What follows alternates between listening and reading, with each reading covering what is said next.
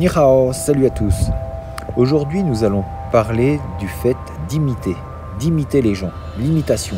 Quand vous ne savez pas comment agir dans telle ou telle situation, quand vous avez un projet à mener à bien, une des solutions, je ne dis pas que c'est la seule, mais une des solutions, c'est de regarder un petit peu ce qu'ont fait déjà les gens qui ont fait ce que vous voulez réaliser. On n'invente rien, quoi qu'on fasse, on n'invente pas grand-chose. Rares sont les gens qui vraiment inventent et créent quelque chose de complètement nouveau. La plupart du temps, qu'est-ce qu'on fait? On reprend des anciennes recettes, des choses qui ont marché, et puis on les met un petit peu à notre sauce, en pensant faire mieux. Alors des fois c'est le cas, et puis des fois non, mais ça n'empêche pas de marcher. Des fois ça marche. Dans la pratique martiale, dans les arts martiaux, une des premières règles qu'on nous dit, c'est resservez-vous de vos sens. Pour les nouveaux, quand ils arrivent sur un tatami, eh bien, ils sont un peu déboussolés, ils ne savent pas trop ce qu'il faut faire, le salut en entrant, comment se positionner, donc on va leur expliquer tout ça. Et une des choses qu'on leur dit, c'est de ne pas s'inquiéter, mais ce qu'il faut, c'est faire. C'est de ne pas rester dans son coin en disant je ne sais pas ce qu'il y a à faire, comment procéder, qu'est-ce que je dois faire, je reste dans mon coin, je regarde. Regarder, c'est la première des choses. Et ensuite, il faut imiter, revoir, refaire ce que l'on voit.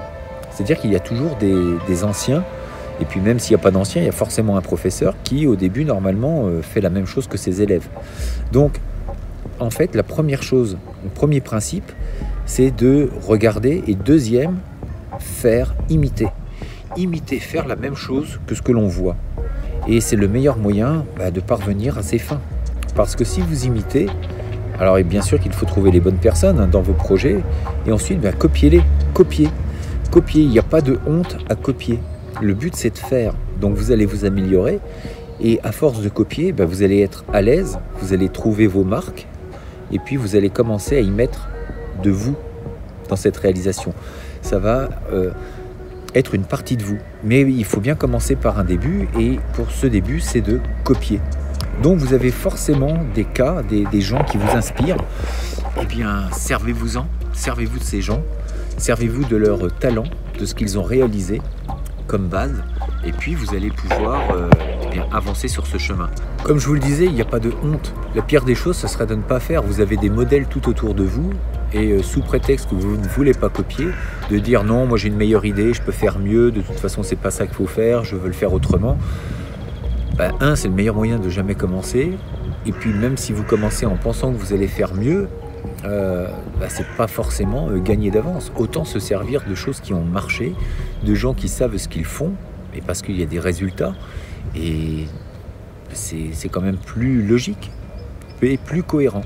Et puis par exemple, pour ceux qui pratiquent les arts martiaux et qui donc copient, on se rend bien compte que c'est difficile. Ils vont copier d'une mauvaise façon. C'est pas forcément le reflet parfait de ce qu'ils voient, mais ils essaient. Et avec le temps, petit à petit, vous copiez de mieux en mieux. Et vous savez, même dans la peinture, par exemple, il y avait des copistes, des gens qui reprenaient des toiles de grands maîtres et qui s'entraînent. D'ailleurs, en Chine, c'est encore le cas. Il y a des gens qui vous reproduisent des toiles de maîtres, mais à la perfection. Pourquoi? Parce qu'ils ne font que ça à longueur de journée. Et bien, quand vous faites une toile à longueur de journée et tous les jours de votre vie, sur des années, vous devenez quasiment un maître. Vous devenez pareil qu'eux. C'est-à-dire qu'ils sont capables de reproduire des toiles de maître, mais à la perfection. Même certains experts se trompent sur des peintures. Sur Montmartre, par exemple, il y a énormément de faux, mais quand vous les achetez, franchement, c'est exactement pareil. On peut se tromper, vraiment. Donc, refaites les choses que vous voyez, reproduisez-les, et puis quand vous maîtriserez tout ça, vous verrez que vous serez beaucoup plus à l'aise pour y apporter votre patte. Votre moi intérieur va se reproduire dans les actions que vous allez faire parce que vous avez commencé à copier. Et puis le fait de copier déjà des choses qui ont été faites, ça vous donne de l'assurance. Vous vous dites, de toute façon, je ne vais pas me tromper, en tout cas moins, puisque ça marche, puisque c'est des choses qui ont été prouvées, il y a eu des résultats, que ce soit dans l'immobilier, que ce soit dans la création d'entreprises, que ce soit il y a plein de projets, il y a des gens qui ont déjà fait ce que vous voulez sûrement faire. Essayez de vous entourer de ces gens-là, de regarder leur parcours, lisez leur biographie pour certains, ceux qui ont une notoriété connue, et puis regardez ce qu'ils ont fait, essayez de reproduire leurs actions, et puis vous verrez que les résultats seront au bout du chemin. Je vous dis à demain pour une prochaine vidéo. Encore merci à tous pour vos petits commentaires. On gagne des abonnés et ça c'est super. J'espère que ça va continuer, bien sûr, pour toucher le plus de monde possible. Merci à vous, merci de nous suivre, merci pour vos commentaires. Partagez, bien sûr, si ce n'est pas fait.